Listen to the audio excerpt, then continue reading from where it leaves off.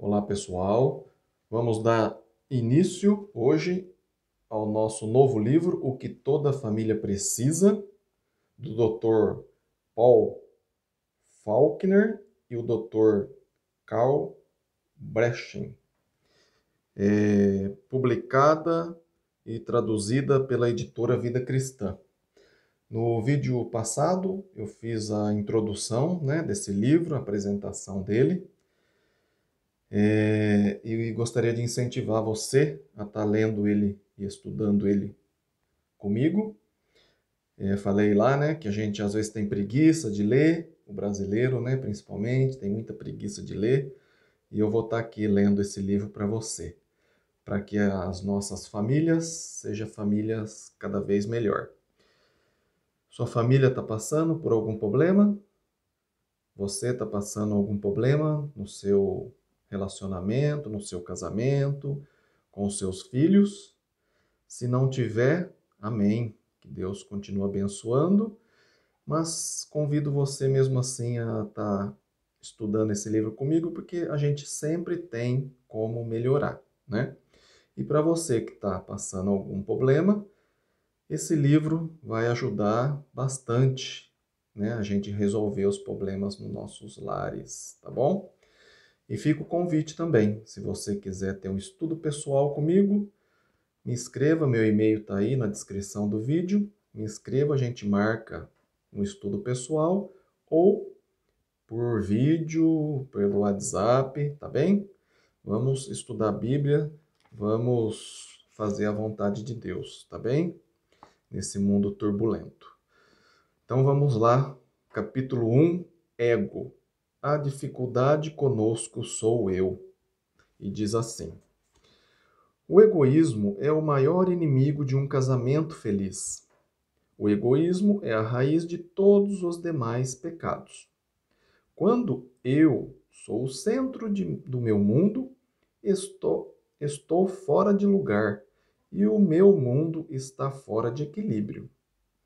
Os tremores que se seguirão não vão parar até terem destruído algo. Meu casamento, meu emprego, minha sanidade. O egocentrismo é fácil de distinguir. Ele se manifesta quando pergunto à minha mulher que programa de TV ela quer assistir, mas acabo vendo aquele que eu quero. O egoísmo se manifesta claramente em frases como: vou mostrar-lhe. Ou quando respondo: daqui a pouco. Na hora em que meus filhos pedem minha ajuda num projeto ou na lição de casa. O egoísmo se revela na minha ira ou na minha impaciência e se evidencia quando levanto a voz ou quando fecho a cara e deixo minha raiva explodir. Estou sendo puramente egocêntrico quando me recuso a pensar no sentimento dos que vivem comigo e não sofro com os seus joelhos esfolados ou seus egos feridos. O egoísmo é um pecado natural. Ele surge com facilidade. Lembra-se de quando você queria ser goleiro e os outros não deixavam? E como ficou furioso e saiu do campo levando sua bola, que era a única. Egoísmo é quando ficou na fossa no momento em que as coisas não são feitas do seu jeito. Egoísmo é quando minha mulher sugere que talvez eu faça parte do problema, mas nego e rapidamente ponho a culpa em outra pessoa em lugar de avaliar honestamente a minha posição.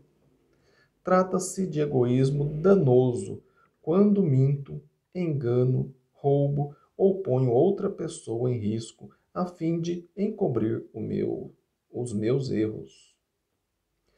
Fazendo o possível para ocultar o egocentrismo, em 25 anos de ministério, Penso que jamais ouvi qualquer pessoa confessar abertamente o seu egoísmo. Nós o mantemos oculto, como fazemos com o ponto gasto no tapete da sala. Pelo menos pensamos que o mantemos oculto. O egoísmo surge nos lugares mais inesperados, como na ocasião em que minha mulher achou o lenço debaixo do carro com manchas de óleo nele. É evidente que tinha sido usado para medir o óleo, mas ninguém sabia como o lenço se enrolara na haste do medidor. Houve também o caso do copo que se quebrou sozinho na pia e o da farinha que pulou para o chão. Evidentemente, alguma outra pessoa fez isso só para me causar dificuldades. Subtítulo: É meu. Algumas vezes escondo meus interesses pessoais por trás dos meus direitos. Isso acontece com o homem que procurou Jesus para deixar-se por achar que o irmão estava sendo injusto com ele na divisão da herança. Ele era de opinião que seus direitos estavam sendo violados. Jesus sabia que era melhor não discutir com o homem, pois as pessoas só se interessam pelos seus próprios direitos. Jesus fez um pronunciamento simples para terminar a conversa e passou então a dirigir-se à raiz do problema: materialismo egoísta.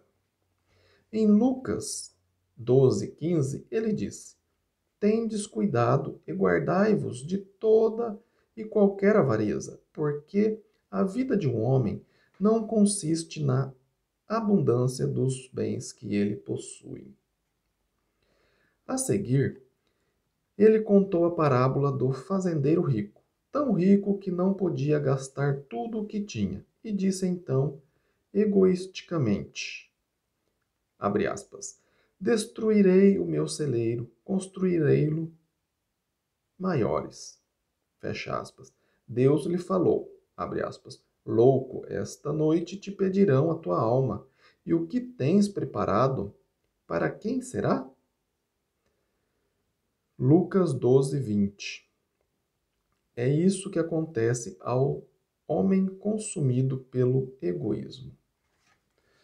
O primeiro assalto de Satanás teve sucesso. Ele tentou Eva no jardim e ela acreditou que, se comesse o fruto proibido, seria, abre aspas, como Deus, conhecendo o bem e o mal, fecha aspas. Gênesis 3, versículo de 1 a 16, está essa história lá. Em outras palavras, ela decidiu tomar a posição de Deus. Satanás nos tenta da mesma forma hoje, mediante três aspectos de egocentrismo, mencionado em 1 João 2, 15 e 16, abre aspas. A concupiscência da carne, fecha aspas, que é eu quero, abre aspas. A concupiscência dos olhos, fecha aspas, que é tão bonito, e abre aspas, a soberba da vida, fecha aspas, que me fará inteligente. Orgulho e cobiça são formas de egoísmo. Eles sempre foram as ferramentas mais eficazes de Satanás. Subtítulo: Um caso de vertigem. O casamento seria mais satisfatório se a natureza do homem fosse inerentemente boa. Mas, se isso é verdade, por que acabamos sempre entornando o caldo? Diz Robert Neyer. Como saímos dos trilhos de forma que agora educamos gerações após gerações de indivíduos desajustados? Qual é a explicação quando uma criança aparentemente muito mimada e educada com toda a liberdade se transforma num adulto egoísta, manipulador, mal ajustado? Que evidência sólida existe de um mecanismo inato que nos ajuda a fazer as escolhas certas? Agora vamos ler o que David Robert concorda. Todos os homens são egocêntricos no fundo. A própria lei da natureza humana é que ele irá realizar-se através da dependência e em harmonia com a vontade de Deus. Mas a lei da natureza decaída do homem é que ele tentará fazer de si mesmo o centro do universo. Desde que é inadequado para isso, ele sofre em razão da luta e da insegurança que acompanha seus esforços de levar avante um projeto impossível. O indivíduo é levado a buscar segurança tentando alcançar a autossuficiência, mas é incapaz de chegar à verdadeira bem-aventurança desde que falha em centralizar sua vida em Deus, cuja natureza é amor. Meu esforço humano por si só não pode corrigir minha natureza distorcida. Um poder sobrenatural é exigido para isso, e Jesus me concede esta nova natureza. Abre parênteses. A teologia e a história nos afirmam que o homem sofre de um caso grave de vertigem. Fecha aspas. A teologia e a história nos confirmam que o homem sofre de um caso grave de vertigem. Na maior parte do tempo, aquilo que consideramos certo não é realmente. De fato, no geral, tomamos decisões sábias, determinando primeiro o que achamos certo e depois invertemos a coisa. O mesmo acontece com o indivíduo apanhado por uma onda que o leva para o mar. O impulso óbvio é nadar com força para a praia, enquanto o inverso, relaxar, boiar e deixar a onda o levar, parece absolutamente ilógico, mas na verdade é a melhor coisa a ser feita. No passado, o homem se concentrava ativamente em Deus, mas o pecado distorceu a sua percepção e criou a vertigem espiritual. Mediante o sangue de Jesus, Deus insiste para que aceitemos de novo a vida divina. Isto exige que desistamos do nosso instinto natural. A vertigem diz que isso está errado. Sentimos como se estivéssemos desistindo de algo que nos pertence de direito. Satanás nos faz pensar que Cristo nos leva para o cativeiro, quando na realidade ele está nos devolvendo ao nosso estado original de glória. O princípio da morte. Toda religião cristã professa, de uma ou outra forma, duas doutrinas básicas: o batismo, que introduz o cristão na igreja, e a ceia do Senhor, que é um memorial ao Salvador crucificado. Ambas são baseadas no princípio da morte, que é o centro da mensagem evangélica. Paulo traça um paralelo entre a morte, sepultamento e ressurreição de Cristo e o batismo, em Romanos 6, de 1 a 17. No batismo, eu permito que Deus me tire do trono e, pela fé, eu permito que Cristo se torne o centro da minha vida. Da mesma forma que Cristo foi sepultado no túmulo, eu também sou sepultado com ele no batismo. Assim como Cristo foi ressuscitado do túmulo em um novo corpo, eu também sou levantado da sepultura de água do batismo, em novidade de vida. Romanos 6, 4. Para ser uma nova criatura. 2 Coríntios 5, 17. Na Argentina, alguns cristãos são batizados com esta fórmula, abre aspas, eu o mato em nome do Pai, do Filho e do Espírito Santo, fecha aspas. Como declarou João Carlos Ortiz. No batismo, mais do que o fumo, a bebida e o jogo, o que fica debaixo da água é o eu. As pessoas precisam compreender isso. Quando elas saem da água, deixam o seu eu para trás e um ser totalmente novo passa então a viver uma vida de obediência. Isso foi o que João Carlos Ortiz falou.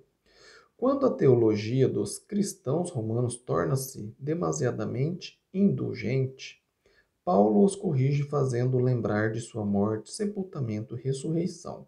Em Romanos 6, de 1 a 17, ele menciona 15 vezes alguma forma de palavra morte. No batismo, eu me deposito na conta do Senhor. Não posso mais preencher cheque sobre mim mesmo porque estou falido. Não posso mais gabar-me de qualquer coisa que tenha feito. Como Paulo, só posso vangloriar-me de Cristo e este crucificado. Gálatas 6,14. O batismo representa a absoluta rendição em face do absoluto amor. O orgulho é justamente o oposto. Ele se gaba e se pavoneia de centenas de maneiras engenhosas e não tão engenhosas. Trata-se de um verdadeiro paradoxo. Devo morrer para viver. Como Cristo morreu para cumprir o propósito de Deus, devo morrer para cumprir o propósito de Cristo para mim. 2 Coríntios 5, 14 a 17. Esta morte não representa perda, mas vitória. Deus substituiu o meu egoísmo pelo seu espírito. Atos 5:32. O seu poder me capacita a triunfar sobre os desejos da carne. Não sou mais escravo, sou livre, estou vivo e vitorioso. Direitos remidos. Deixa eu dar uma olhadinha aqui. Vamos lá, vamos ler mais uma. Direitos remidos. Quando cometo pecado, passo a ser escravo de Satanás. João 8:34. E os escravos não têm direitos. Eles não podem libertar-se a si mesmos. Como mosca apanhadas no papel, mata-mosca, vão morrer a não ser que alguém o liberte. A única pessoa que pode me libertar do pecado é Jesus. Quando aceito o seu sangue para cobrir meus pecados, fico livre. Continuo escravo, mas sou escravo de Cristo. Você diz, abre aspas, não quero ser escravo de ninguém, fecha aspas. Já pensou que só existe dois senhores? Satanás e Cristo? E desde que, abre aspas, ninguém pode servir a dois senhores, fecha aspas, Mateus 6:24, você precisa escolher um deles. O conceito de liberdade absoluta é uma armadilha satânica. Satanás deixa que pensemos, abre aspas, sou absolutamente livre, fecha aspas. Mas, na verdade, somos escravos do eu. Nos tornamos senhores destronados a Deus e praticando a idolatria, servindo ao ego e não a Deus. As famílias e os casamentos são mais felizes quando seus membros servem o Senhor certo. Um homem morto não guarda ressentimento. Meus sentimentos morrem quando entre aspas, direitos morrem porque os ressentimentos surgem quando os direitos são transgredidos. Se meu direito não são mais meus, então meus ressentimentos também não mais são meus. A vingança pertence ao Senhor. Hebreus 10:30. Jesus teve um julgamento injusto. Ele sofreu zombarias, ridículo e deserção. Cuspiram nele, tendo então o direito de sentir-se ressentido e amargo, mas a palavra que proferiu na cruz não demonstravam rancor. Abre aspas. Perdoa-lhe, porque não sabem o que fazem. Fecha aspas. Lucas 23, 34. Estevão e Paulo tiveram oportunidade de ressentir-se por tratamento injusto. Atos 7, 57, 2 Timóteo 4, 16. Mas nenhum deles revidou, pois tinham sepultado o eu com Cristo. Os ressentimentos surgem quando os direitos são transgredidos.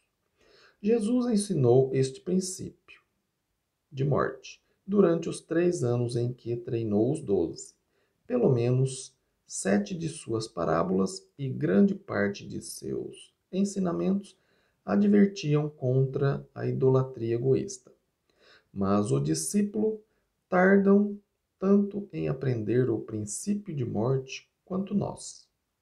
Tiago e João tentaram tirar vantagem dos outros 10, pedindo lugares especiais quando Jesus entre no reino. Quando os demais souberam desse pedido, abre aspas, indignaram-se contra os 2 irmãos, fecha aspas, Mateus 20, 24. Jesus percebeu a agitação deles e reuniu os 12. Sugeriu estarem agindo como as pessoas do mundo que gostam de ser exaltada a posições elevadas, a fim de poderem controlar outras. No reino de Jesus será justamente o oposto. Quem quiser ocupar a posição mais alta terá de servir como um escravo. A sua atitude deve imitar a dele, pois o Filho do Homem não veio para ser servido, mas para servir e dar a sua vida em resgate por muitos. Mateus 20, versículo 28. Vamos parar por aqui. Depois a gente vai continuar a leitura desse capítulo, lendo o subtítulo Lavando os Pés da Família. Tá bem? Se você gostou desse vídeo, deixa um like, compartilhe esse vídeo para que mais pessoas possam ter uma família feliz e ser mais feliz. Se inscreva no canal, fiquem com Deus e até o próximo vídeo. Amém?